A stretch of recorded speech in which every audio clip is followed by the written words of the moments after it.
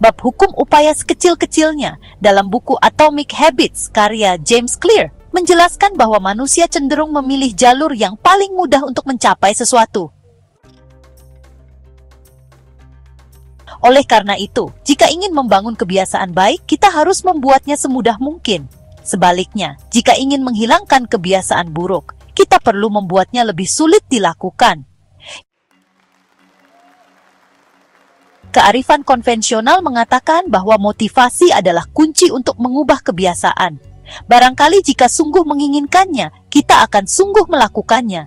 Namun, yang benar adalah motivasi sejati kita adalah malas dan lebih suka mengerjakan yang nyaman. Dan terlepas dari yang akan dikatakan oleh buku-buku terlaris dan terbaru tentang produktivitas, ini adalah strategi yang cerdas. Jangan diremehkan. Energi adalah sesuatu yang sangat berharga, jadi otak dirancang untuk menghematnya setiap kali mungkin. Manusiawi kalau mengikuti hukum upaya sekecil-kecilnya, yang mengatakan bahwa ketika harus memutuskan mana di antara dua opsi yang serupa, orang secara alami akan condong mengambil opsi yang memerlukan upaya paling sedikit. Di antara semua aksi yang mungkin, yang diwujudkan adalah yang memberikan keuntungan paling banyak dengan upaya paling sedikit. Kita termotivasi untuk melakukan hal-hal yang mudah. Setiap aksi memerlukan pengerahan energi dalam jumlah tertentu. Makin besar energi yang diperlukan, makin kecil kemungkinannya aksi terjadi. Bila sasaran kita adalah melakukan 100 push-up per hari, kita memerlukan energi yang sangat banyak. Pada awalnya, ketika termotivasi dan bergairah, kita dapat menghimpun kekuatan untuk mulai. Namun, setelah beberapa hari, upaya sebesar itu terasa sangat melelahkan. Sementara itu, mempertahankan kebiasaan melakukan 1 push-up per hari ketika baru mulai hampir tidak menguras energi. Dan makin sedikit energi yang diperlukan untuk suatu kebiasaan, makin besar kemungkinan kebiasaan itu terlaksana.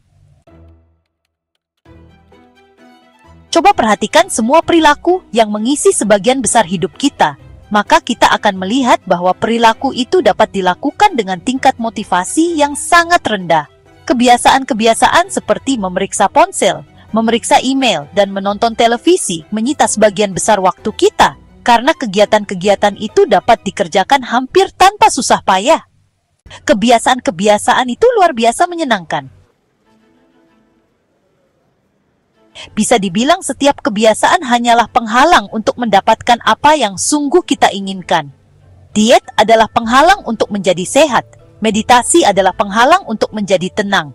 Menulis buku harian adalah penghalang untuk berpikir dengan jernih.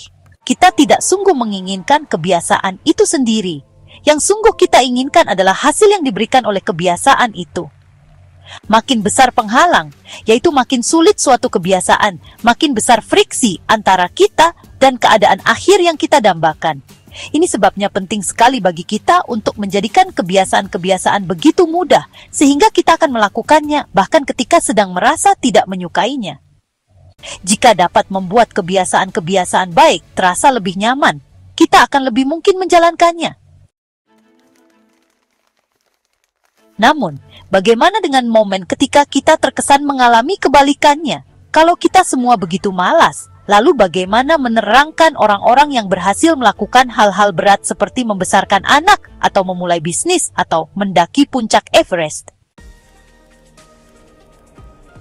Tentu saja, kita mampu mengerjakan hal-hal yang sangat sulit. Masalahnya adalah suatu hari, kita merasa senang melakukan tugas-tugas sulit, sedangkan pada hari lain, kita cenderung menyerah. Pada hari-hari sulit, penting sekali memiliki banyak hal yang berjalan sesuai mungkin dengan selera kita, sehingga kita mampu mengatasi tantangan-tantangan yang secara alami datang ke hadapan kita. Makin sedikit gesekan yang kita hadapi, makin mudah munculnya pribadi kita yang lebih tangguh. Gagasan dibalik menjadikannya mudah tidak hanya melakukan hal-hal yang mudah.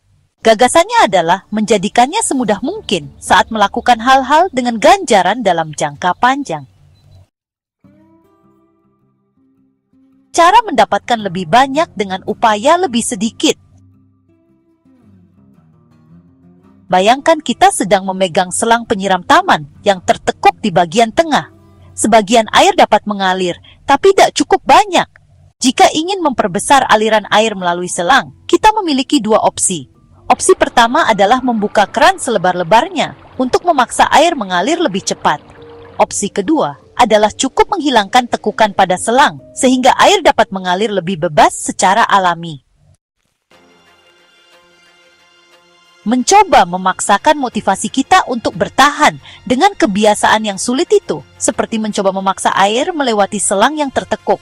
Kita dapat melakukannya, tapi itu memerlukan kerja yang sangat keras dan menambah tekanan dalam hidup. Sementara itu, menjadikan kebiasaan kita sederhana dan mudah sama seperti menghilangkan tekukan pada selang.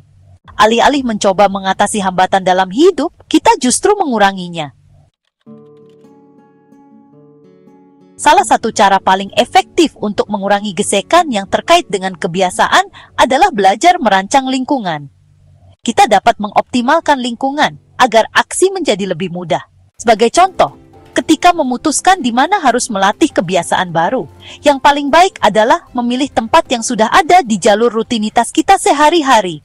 Kebiasaan lebih mudah dibangun ketika sesuai dengan aliran dalam hidup kita.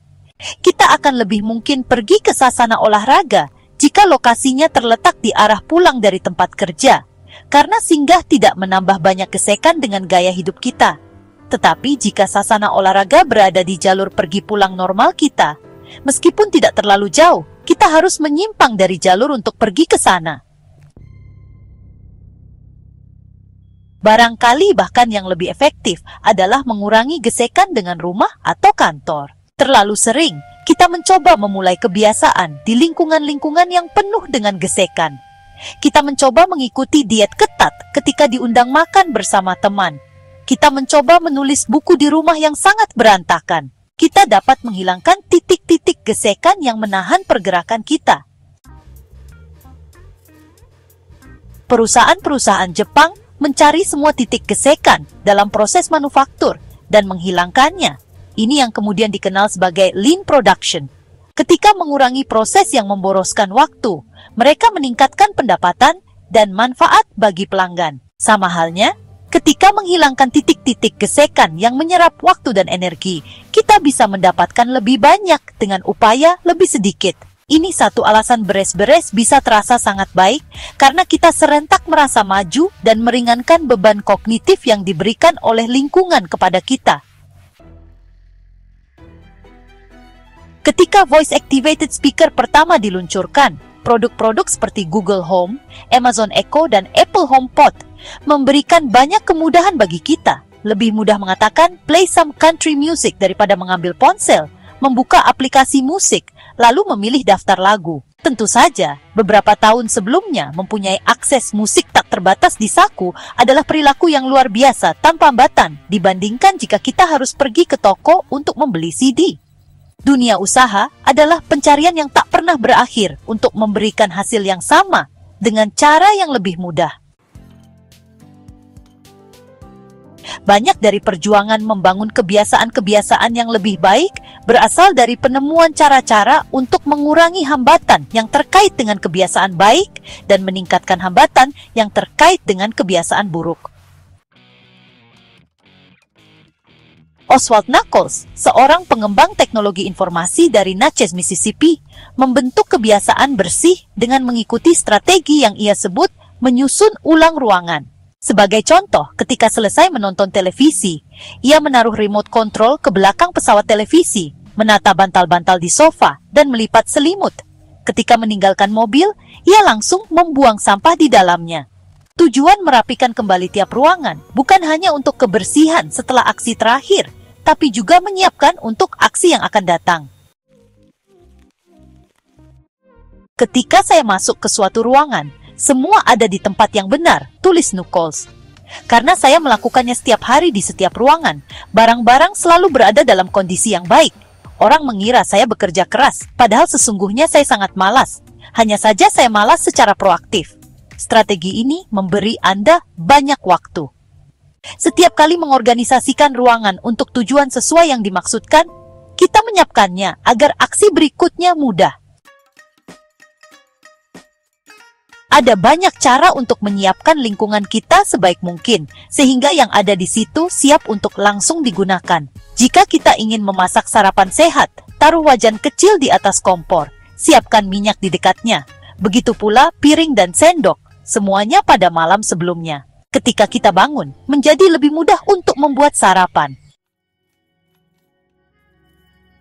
Kita juga bisa membalik prinsip ini untuk membuat perilaku-perilaku buruk lebih sulit terlaksana. Misalkan kita merasa terlalu banyak menonton televisi, maka kita bisa mencabut kabel setiap selesai menonton. Pasang lagi kabelnya hanya ketika kita dapat menyebutkan nama acara yang ingin kita tonton. Pengaturan ini memberikan hambatan yang cukup untuk mencegah kita menonton karena iseng. Seandainya hambatan itu masih terlalu mudah, kita dapat mengambil satu langkah lebih jauh. Selain mencabut kabel, ambil juga baterai dari remote control seusai menonton, sehingga kita memerlukan waktu tambahan untuk menyalakannya kembali. Dan kalau kebiasaan menonton kita termasuk kelas berat, seusai menonton, bawa pesawat televisi dari ruang tengah dan simpan di gudang. Kembalikan lagi hanya ketika kita sungguh ingin menonton. Makin besar hambatan, makin kecil mungkinan kegiatan menjadi kebiasaan. Yang istimewa adalah betapa sedikitnya hambatan yang diperlukan untuk mencegah perilaku yang tidak diperlukan. Ketika kita menyembunyikan bir di bagian belakang lemari pendingin sehingga kita tidak dapat melihatnya, minum alkohol kita berkurang. Ketika kita menghapus aplikasi media sosial dari ponsel kita, bisa berminggu-minggu sebelum kita mengunduh dan mengaktifkannya lagi.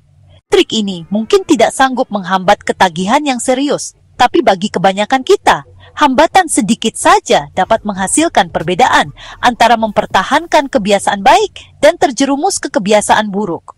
Bayangkan dampak kumulatif dari membuat puluhan perubahan ini dan hidup di lingkungan yang dirancang untuk menjadikan perilaku baik lebih mudah dan perilaku buruk lebih sulit. Entah menggunakan pendekatan perubahan perilaku sebagai individu, orang tua, pelatih, atau pemimpin, kita harus mengajukan pertanyaan yang sama. Bagaimana kita merancang dunia yang hanya memudahkan perbuatan-perbuatan yang benar? Rancang ulang hidup kita supaya aksi-aksi yang paling penting adalah juga aksi-aksi yang paling mudah dikerjakan. Jadi, bab hukum upaya secil-kecilnya dalam buku Atomic Habits James Clear menegaskan bahwa membangun kebiasaan baik dan menghilangkan kebiasaan buruk bukan hanya soal kemauan, tetapi soal desain lingkungan dan kemudahan akses. Dengan membuat kebiasaan baik lebih mudah dilakukan dan kebiasaan buruk lebih sulit diakses, kita dapat memperbesar peluang sukses dalam membangun pola hidup yang lebih baik. Untuk mendapatkan buku Atomic Habits karya James Clear, klik tautan pada deskripsi video ini untuk melakukan pembelian secara online di bellbook.com.